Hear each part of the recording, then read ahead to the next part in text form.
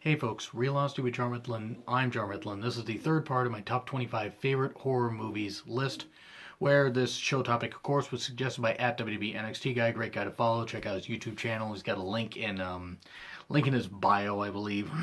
Where great guy to talk to. Wrestling fan, sports fan, cool guy. Has a cool YouTube channel. Let's get his views up.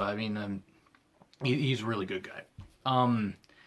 This is basically Halloween based, essentially, because we're in the horror movie month. Essentially, of course, if you're a major horror movie fan, any month is horror movie month, but especially October, where Halloween, last day of the month, and that movie does make an appearance later in the countdown. Halloween, the original. I will just spoil that right now. But this is me going from 15 to whatever in the span of about 21 minutes. And I might actually skim over one of these and talk about a few points because I did just review it recently. But first, let's talk about number 15, Final Destination. The first one. The only one that actually represented anything as far as an actual movie. Because the second one was enjoyable but a little more comedic. The third one was fine. The fourth one was shit. And the fifth one, The Final Destination, was pretty shit, especially with how it tried to tie into this one. Oops, spoiler. This one had Devon Sawa, who, really cool follow on Twitter, by the way.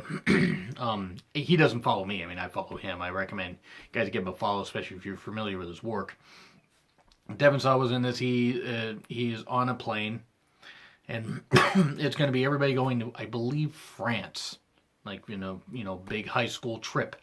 And he suddenly gets this premonition that the plane's going to blow up, and he starts freaking out, and he gets kicked off with a few people, including a young lady played by Ali Larter, who Ali Larter has not aged, by the way. Ali Larter looks fucking amazing.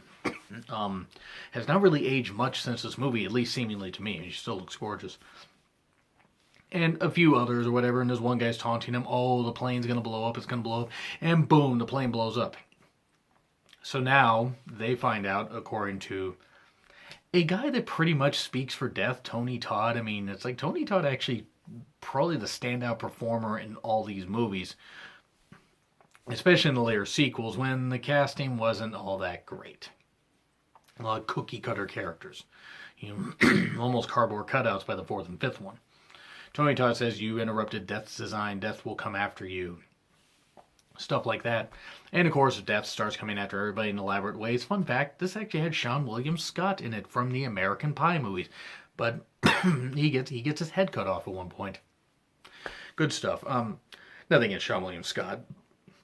It was just a pretty cool death. The one I vividly remember watching this. And I think I remember getting into the theater just as the plane scene was getting going. So I think I had just missed the first couple minutes where Devon Sawa's character was in his room and the whole plane thing happened. But the one death that always gets me is I really enjoyed this one because I thought it was inventive how people died. Sure, okay, it was hokey, especially with a teacher getting stabbed repeatedly by all the knives and getting wrecked, as the kids would say. I guess I don't know what the hell that means. The one death that always gets me is the blonde chick, the prissy blonde chick. She just says to her jock boyfriend, and if you don't like that, you can just drop dead. Steps out in the street and boom, this bus just runs her over. And I probably shouldn't laugh about it. I probably shouldn't actually be laughing about this much death in movies, but it's horror movies. It's not real life.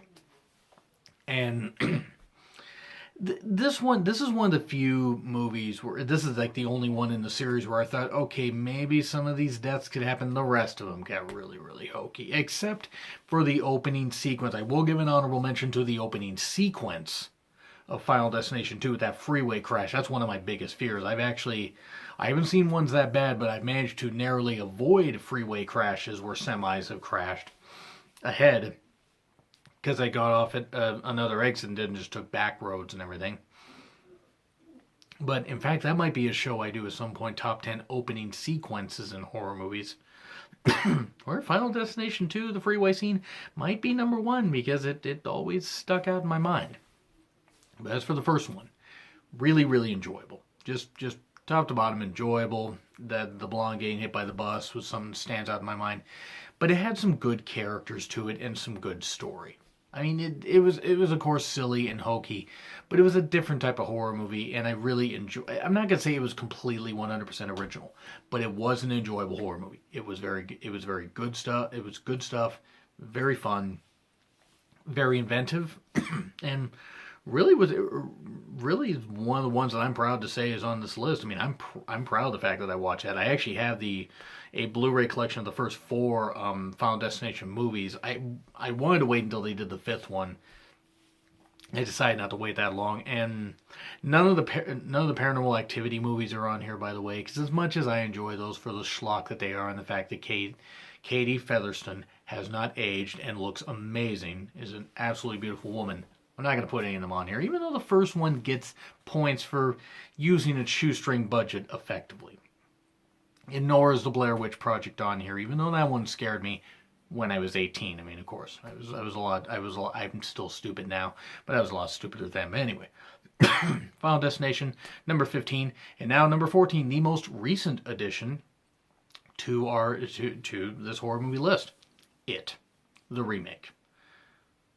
Bill Skarsgård was fantastic.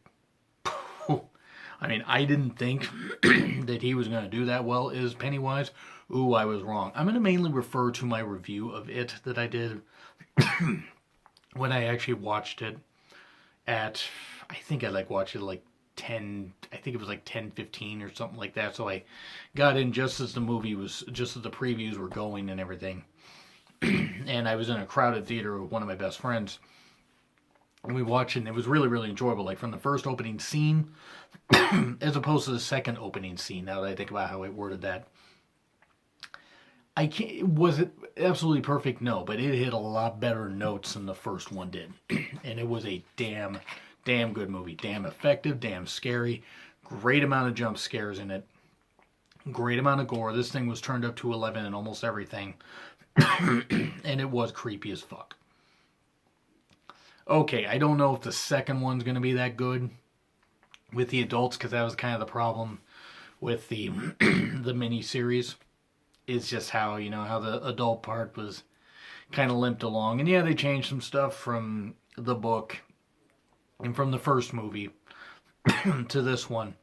But they nailed a lot more of the book from what I remember. That was a very lengthy book. I do not remember all of it, but they nailed a lot more in this, the visceral horror of it, than they did in the miniseries. But then again, that was TV; they had to tone it down. But like I said, I'm mainly going to refer to my review of It that I put up the day that it came out, because I saw it Thursday, the Thursday right before it came out, one of the first showings. So I'm mainly going to refer to that, but I will say it was top notch, and one of the scariest movies I've seen. I did not think that it was going to do that. So honestly, fan-fucking-tastic stuff. Now move on to number 13, 7. What's in the box? What's in the box? That kind of stuff. I can't do what Brad Pitt did. Brad Pitt, Morgan Freeman, Gwyneth Paltrow, Kevin Spacey as the four main actors. Is that a cast I could interest you in? I think so. Killer's going after people who represent the 7 deadly sins. One of the 7 deadly sins or more. Very inventive, very visceral horror. Extremely visceral horror. And look, it's kind of like, same with The Usual Suspects. I mean, sorry, Kevin Spacey was Kaiser Soze. Kevin Spacey was the killer here in 7, and he did really, really well. Brad Pitt was fantastic in one of his earlier roles. I mean, before he really, really got famous. Morgan Freeman, I mean, what can you say about the guy? Morgan Freeman just exudes cool and exudes a calming, influence in a lot of these movies, but a lot of class to these. Gwyneth Paltrow, I don't necessarily care for just her roles. I don't know how she is as a person, but she got killed in this movie. Hooray! It was very, very good. 7 is one of those horror movies that does stay with you. It was one of those rare ones in the 90s, especially in the mid-90s glut of horror movies, that was good stuff. And still can translate well to this day. It didn't pull any punches from David Fincher, the same guy that directed Fight Club, which is another one of my favorite movies. It's obviously not a horror movie. And he also directed Alien 3, which was shit. And even the director's cut was shit. I'm just saying. I mean, once it went from Alien, Aliens was better than Alien. I'll fight it. I'll fight to the grave for that. Alien 3 was Alien Resurrection was... I don't know. I think Alien Resurrection gets too much hate. But anyway, 7 just had such great... Like, the sloth, gluttony, the amount of razors, that one room where the guy had all the razors that were hitting him and that kind of stuff, and that was just absolutely terrible, causing all those little cuts and all those painful things. The bondage outfit with the knife for the dick, I mean, that was just really scary stuff. It was a lot of really, some of it was implied horror, but a lot of it really did not pull any punches. It was great stuff. 7 was spectacular. 7 was, honest to God, spectacular. It was very well done. It was very well, it was just very well directed. It was just very well acted. I mean, even though I don't care for Gwyneth Paltrow, she played her role fine and played a pivotal role in Brad Pitt snapping. And Kevin Spacey, calm, cool, collected, did it perfectly. Kevin Spacey is one of the major league underrated actors, in my personal opinion. Like, he had a great 1995. He had that and Usual Suspects, which I don't know if they were, if one of those was delayed and like intentionally released. Both were intentionally released in 95, but still, he had a great 1995 with those two movies. And he was also good in K-Pax and American Beauty and a lot of stuff. And I could talk about Kevin Spacey for a while. But 7 was just really, really spectacular. It was great stuff. That was one of the movies from an early age. I mean, it wasn't one of the ones that got me into horror. It got me back into appreciating horror and not just laughing at horror. Because for a while there was a lot of the Halloween, Friday the 13th, Nightmare on Elm Street movies, even the Hellraiser sequels were just more laugh-inducing than anything. And sorry, Hellraiser ain't on here because Hellraiser, I mean, Pinhead was the best part of the damn movies. You take Pinhead out of it, what you got? You ain't got nothing. Now, even though I said that Aliens was a better movie than Alien, Alien is a better horror movie than Aliens. And that's why Alien, 1979, Ridley Scott. Ridley Scott directed. Ridley Scott, one of my favorite directors of all time. Even though not everything he's done has been perfect, he also directed Gladiator, one of my favorite movies ever. Ridley Scott's Alien for horror is on here. The build, the anticipation of this alien life, this alien being. What does it want? The face hugger, this kind of stuff. Because hands represent face huggers. Actually, it kind of works because it does this kind of stuff. What's the anticipation? Oh, we got the face hugger off of the guy. He must be okay. The face hugger must have just gotten tired. Oh no. And it built before that. It built some really, really good tension. Really good set pieces, really good design, very dark, gritty. Then the build to like that dinner scene where everything seems fine, then the guy starts choking. Gets on that, they put him on that, table and everything, and I can't do the thing, but the little alien pops out. Let me just say right here, my description of it is better than anything Prometheus did. And sorry, Prometheus was shit. It looked cool. That was it. Kind of like Avatar, except Prometheus actually was written and not written by an idiot. And sorry, James Cameron's an idiot when it comes to writing. At least now he is. But from the chest bursting scene, all the way through to the alien attacking the guy and the cat being saved. Fortunately, the cat was fine. Anytime the alien attacked and appeared, you seldom saw it, but when you saw it, it worked. and when you saw it, it was majorly impactful. It served a great purpose. It worked so well. It just did. It's like from that, from the build of that to like the final scenes with the alien and Sigourney Weaver's character Ripley just face to face seemingly. It worked really, really well. The set pieces, the design of the alien. This was one of the, I guess, the grandfather of modern horror movies. Probably godfather of modern horror movies. Modern like sci-fi horror movies. Because that's what it is. It's sci-fi horror, and there's nothing wrong with that. It's a good. It's a good mix. It really, really works. As opposed to the Incredible Melting Man and a few others I saw on Shudder. Shudder's a great streaming service, by the way. I'm not sponsored by them. Shudder's great stuff, though. Check them out. Got a lot of really got a lot of stuff you wouldn't expect. Some stuff I ain't never heard of. I've been turned on to a lot, but also stuff I've heard of but never been able to see. Got turned on to a lot of Mario Bava stuff, from Italy. Bava's a very visual director, also. Bava, not Baba, not like Giant Baba that Stan Hansen fought, in New Japan, or All Japan. It was one of the two. Wrestling stuff. Anyway, tangent. Alien was a fantastic movie, though.